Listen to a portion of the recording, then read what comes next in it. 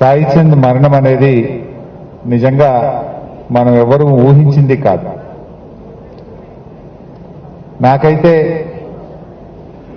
ఒక కుటుంబ సభ్యుడిగా, ఒక స్వంత తమ్ముడిలాగా అన్ని రకాలుగా ఎంతో అండదండగా ఉండేవాడు. అన్నీ నాతో పంచుకునేవాడు.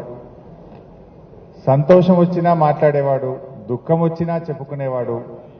కొన్ని వేల కిలోమీటర్లు సాయి నేను తెలంగాణ రాష్ట్రం అంతా కూడా ప్రయాణించాం.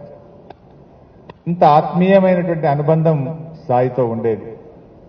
కానీ ఆ రోజు ఉదయాన్నే ఫోన్ వచ్చింది, సాయి చంద్కు హార్ట్ అటాక్ వచ్చింది, కేర్ హాస్పిటల్ తెస్తున్నారంటే షాక్ అయిపోయినాం. నిద్రలో అసలు అది కలనా నిజమా అన్నంత ఒకేసారి అసలు షాక్ కు గురయ్యాం.